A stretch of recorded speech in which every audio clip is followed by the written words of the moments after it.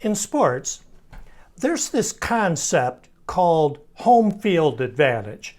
It's this idea that when you're playing at home in your own stadium, you have a better chance of winning than when you're on the road. That doesn't guarantee you're going to win, but it's worth something. It means even before the game begins, you already have the upper hand. You have an advantage. Of course, I don't do sports videos. I'm here every week talking about brain health, but the same concept applies. The question is, when you have been diagnosed with mild cognitive impairment, who has the upper hand? Your MCI or you? That's what I want to talk about today. Hi, I'm Tony Derrick of GoCogno.com, the website for people with mild cognitive impairment. I've been talking about MCI for quite a while now, and no doubt about it, the way MCI is viewed and treated has changed dramatically over that time.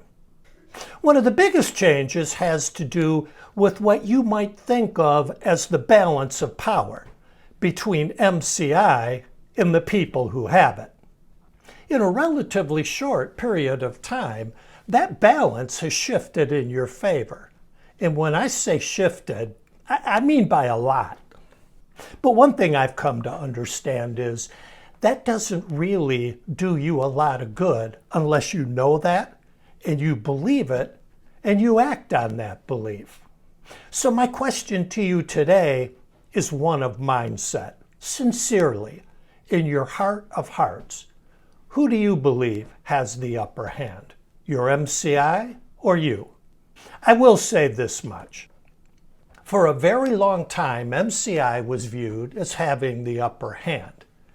And what it wants, more than anything else, is to maintain that sense of predominance that it actually no longer enjoys. For it to do that, it needs two things. The first thing it needs is a doctor with a defeatist attitude. I call this "Doctor, there's nothing we can do." That used to be the standard line that doctors gave someone with MCI. Not much we can do here. We just have to wait and see. Come back and see me in a year. Unfortunately, a lot of people today being diagnosed with MCI still hear that from their doctor, even though nothing could be further from the truth. These days, there's a lot that can be done for you, and there's a lot you can do for yourself. Which gets me to the second thing that MCI needs in order to maintain that upper hand. It needs to be a hog-nosed snake.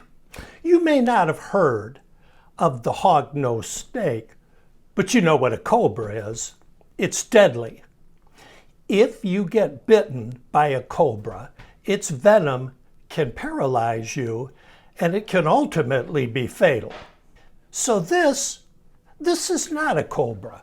It's a hognose, a type of snake found in Texas and other parts of the U.S.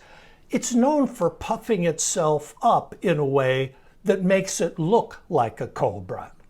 It's not that a hognose isn't dangerous. It has tiny fangs and it has a little bit of venom, so it can be dangerous.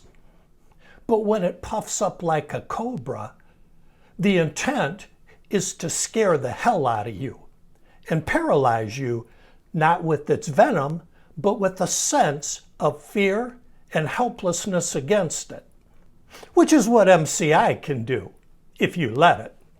It wants to be the snake in the grass.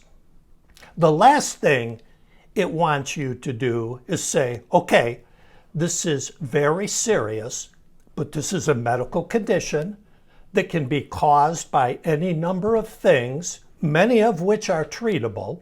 And if I find a doctor, not doctor, there's nothing we can do, but a doctor who really understands MCI and knows how to treat it properly, and if I get aggressive and I really go after it, focusing on these things that have been shown to defend cognition: exercise, diet, stress reduction, sleep, brain training, social stimulation, then you've actually got a pretty good chance of slowing, halting, or even reversing this thing. It happens far more often than you think. I see people do this with MCI all the time, and that's how they do it. So you can give MCI the upper hand, or you can puff yourself up. You can say, my cognition is worth defending, and I'm going to defend it. How do you do that? Well, that's what I'm here talking about every single week, showing you ways to slow, halt, or reverse MCI, and I've got many more to share. I hope to see you again next week. Until then, as always, be kind to your mind.